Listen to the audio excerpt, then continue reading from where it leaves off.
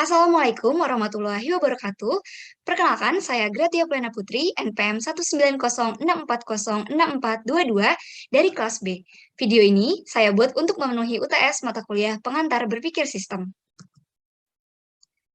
Pertama-tama, berikut merupakan tampilan abstrak dari jurnal yang berjudul Applying Structural System Thinking to Frame Perspective on Social Work Innovation, di mana dalam abstraknya di sini bisa diidentifikasi tujuan penelitiannya adalah untuk memanfaatkan structural system framework based in system dynamic yang dapat berguna sebagai pertimbangan dalam memajukan inovasi. Kemudian, metode yang digunakan yaitu melalui diagram sistem dinamis. Lalu, jurnal ini berhasil menemukan bahwa lintas disiplin dari tim dan kolaborasi etis dengan komunitas dan praktisi dibutuhkan demi mengembangkan high quality innovative solutions. Kesimpulan yang dihasilkan, yaitu dalam memajukan inovasi, akan terjadi kompleksitas dalam decision making. Adanya sistem dinamik akan membantu untuk meningkatkan kualitas dari decision making yang dilakukan. Selanjutnya, masuk ke latar belakang, pada Januari 2016, bidang social work meluncurkan Grand Challenge Initiative dengan tujuan membangkitkan peneliti, praktisi, dan pendidik untuk memfokuskan upaya mereka pada berbagai masalah yang tampak sulit untuk dipecahkan, mulai dari isu tunawisma hingga ketimpangan pendapatan. Grand Challenge Initiative dilakukan sebagai agenda untuk mengembangkan social innovations. Tentunya, inovasi menjadi kesuksesan utama dari Grand Challenge Initiative.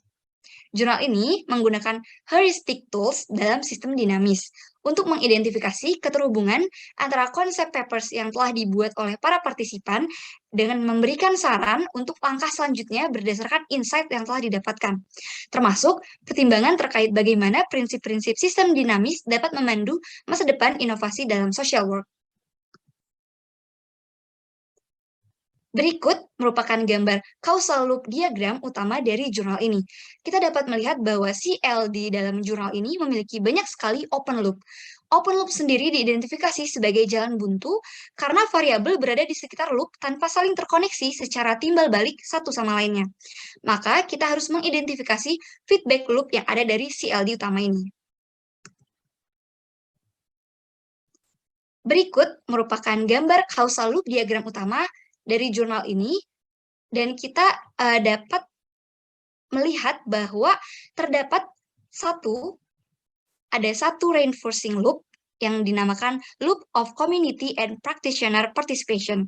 Dalam jurnal ini dapat diidentifikasi adanya feedback loop tersebut, dan terdapat hubungan yang saling menguatkan antara variabel-variabel yang terdapat di reinforcing loop tersebut.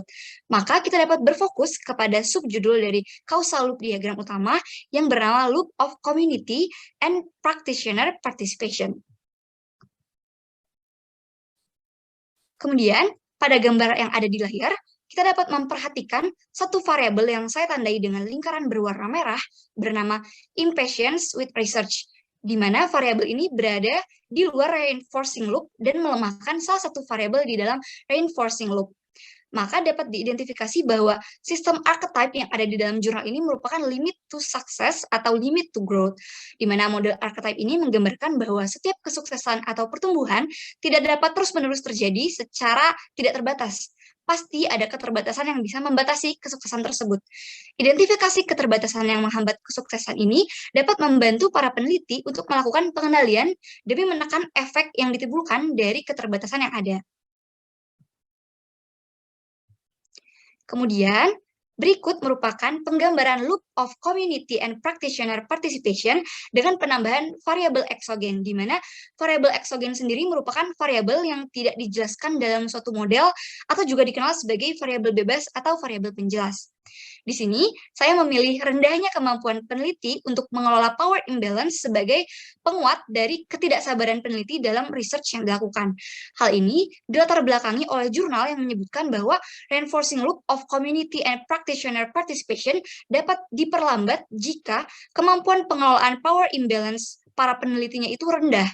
Power imbalance sendiri merujuk kepada salah satu atau sekelompok partner yang menegaskan kekuasaan yang dimilikinya dengan cara yang merugikan mitra lainnya atau tidak memprioritaskan kepentingan bersama antar sesama partner. Nah, selanjutnya saya akan mendeskripsikan loop yang ada di layar. Pertama-tama, kita mulai dari reinforcing loop, R1, di mana kesediaan komunitas dan praktisi untuk berpartisipasi dalam research dapat menguatkan terjalinnya partnership dengan komunitas dan praktisi dalam research yang dilakukan. Selanjutnya, partnership dengan komunitas dan praktisi ini dapat menguatkan terjalinnya partnership yang etis dengan komunitas dan praktisi. Di mana etis di sini maksudnya adalah partnership yang terjalin sesuai dengan etika atau sesuai dengan asas perilaku yang disepakati secara umum atau secara bersama. Lalu variabel ini juga mendorong secara positif adanya relevansi dalam research yang dilakukan. Pada akhirnya, relevansi ini kembali lagi menguatkan kesediaan komunitas dan praktisi untuk berpartisipasi dalam research. Kemudian, terdapat pula di sebelah kanan balancing loop, B1, di mana kesediaan komunitas dan praktisi untuk berpartisipasi dalam research akan meningkatkan ketidaksabaran peneliti dalam research yang dilakukan. Ketidaksabaran di sini mengacu kepada peneliti yang mementingkan kepentingan pribadinya dan menjadi tidak sabar untuk melakukan decision making. Padahal seharusnya decision making ini berasal dari keputusan yang diambil secara bersama dengan partnernya. Nah, nantinya ketidaksabaran ini berdampak secara negatif kepada kesediaan komunitas untuk berpartisipasi dalam research yang dilakukan. Mengapa demikian? Ya karena komunitas dan praktisi sebagai partisipan merasa bahwa peneliti ini tidak mementingkan kepentingan mereka gitu, sehingga dapat mengurangi keinginan mereka untuk bersedia join ke research-nya itu. Selanjutnya di sini saya paparkan balance scorecard solution, di mana pertama nama loop-nya yaitu loop of community and practitioner participation. Di pengendaliannya adalah pertama, peneliti dapat melakukan penyebaran survei untuk mengukur tingkat kepuasan para stakeholders. Penelitian secara berkala. Stakeholders di sini yaitu terdiri dari komunitas, praktisi sebagai partisipan, dan juga peneliti itu sendiri. Lalu yang kedua, melakukan wawancara singkat untuk mengetahui hal apa saja yang membuat komitmen partisipan dapat meningkat dalam research yang dilakukan. Yang ketiga, melakukan pelatihan agar peneliti bisa mengelola power imbalance dengan baik. Selanjutnya, indikator pekerjaannya yaitu pertama, proses penelitian dapat memfasilitasi kepentingan kedua belah pihak, yaitu peneliti dan partisipan yang terdiri dari komunitas dan juga praktisi. Kemudian yang kedua, terjalinnya partnership yang berkelanjutan melalui komitmen yang tinggi antar para stakeholder. Dan yang ketiga, proses decision making itu melibatkan insight dari para partisipan dan juga para peneliti. Jadi dari dua pihak gitu. Kemudian target kinerjanya yaitu pertama, 90% stakeholders dalam partnership ini merasa puas dan diberikan kesempatan untuk berkontribusi secara aktif selama proses penelitian dilakukan.